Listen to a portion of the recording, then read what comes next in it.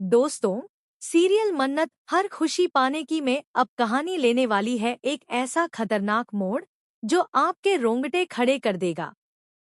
अब तक आपने देखा कि मन्नत हर हाल में सच को सामने लाने की कोशिश करती रही है, चाहे उसके रास्ते में कितनी भी मुश्किलें आई हों, उसने हार नहीं मानी।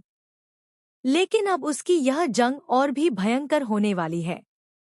कहानी वहीं से आगे बढ़ती है जहां दादाजी के सामने ऐश्वर्या की सारी सच्चाई उजागर हो चुकी है। दादाजी को अब यह साफ साफ पता चल चुका है कि मल्ला का किडनैप किसी और ने नहीं, बल्कि ऐश्वर्या ने ही किया था। मन्नत बार बार यही बात कहती रही थी, मगर कोई उस पर यकीन करने को तैयार नहीं था। लेकिन अब सच सामने है। दादाजी को यह भी एहसास हो चुका है कि ऐश्वर्या और मल्ला दोनों एक साथ मिले हुए हैं और इन दोनों ने मिलकर मन्नत के पिता को मौत के घाट उतारने की कोशिश की थी। इस सच्चाई ने दादाजी को अंदर तक हिला दिया है। आने वाले एपिसोड्स में आप देखेंगे कि दादाजी ऐश्वर्या और मल्ला दोनों को एक एक शब्द में लताड़ते हैं। वे गुस्से में ऐश्वर्या से कहते हैं कि उसने न सिर्फ इस घर की इज्जत मिट्टी में मिलाई, बल्कि परिवार की खुशियों के साथ भी खिलवाड़ किया। लेकिन ऐश्वर्या, जो हमेशा चालाकी और कपट से भरी रहती है, दादाजी को समझाने की कोशिश करती है कि उसने जो कुछ भी किया वह हालात की वजह से किया। लेकिन दादाजी इस बार उसके झूठ में आने वाले नहीं हैं। यहीं से शुरू होती है असली जंग। दादाजी पुलिस को कॉल करने लगते हैं, लेकिन ऐश्वर्या, जिसकी आंखों में डर साफ झलकता है, उनका फोन छीन लेती है। वह चिल्लाकर कहती है कि वह उन्हें पुलिस तक नहीं पहुंचने देगी। इसी बीच मल्ला भी ऐश्वर्या का साथ देने लगता है और दोनों मिलकर दादाजी पर दबाव बनाने की कोशिश करते हैं। लेकिन दोस्तों, दादाजी इस बार झुकने वाले नहीं हैं। वे गुस्से में दोनों से कहते हैं कि अगर इंसाफ मिलना है तो चाहे कुछ भी हो, सच सबके सामने जाएगा। वे साफ कहते हैं कि तुम दोनों ने गलती की है और तुम्हें इसकी सजा भी मिलनी चाहिए। हाँ, मैं पुलिस वालों से कह दूंगा कि तुम्हारे साथ ज्यादा सख्ती न करें, लेकिन कानून से बच पाना तुम्हारे लिए मुमकिन नहीं है। यह सुनकर ऐश्वर्या का गुस्सा सातवें आसमान पर पहुंच जाता है। वह पुलिस और जेल का नाम सुनकर तिलमिला उठती है। उसके चेहरे पर डर और गुस्से का मिलाजुला भाव दिखाई देता है। वह चिल्लाकर कहती है कि वह जेल नहीं जाएगी।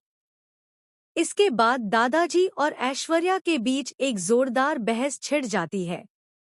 बहस इतनी खतरनाक होती है कि घर का माहौल एक पल के लिए जंग का मैदान बन जाता है।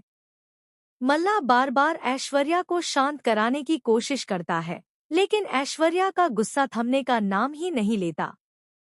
बहस इतनी बढ़ जाती है कि ऐश्वर्या अपने होश खो बैठती है और अचानक दादाजी को धक्का दे देती है।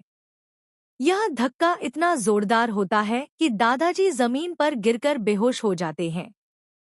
यह नजारा देख वहां मौजूद सभी लोग सन्न रह जाते हैं। लेकिन दोस्तों, यह तो सिर्फ शुरुआत है। असली ड्रामा तो अब शुरू होने वाला है, क्योंकि अब मैदान में उतरने वाली है मन्नत। जैसे ही मन्नत वहां पहुंचती है और दादाजी को जमीन पर गिरा हुआ देखती है, उसकी चीख निकल जाती है।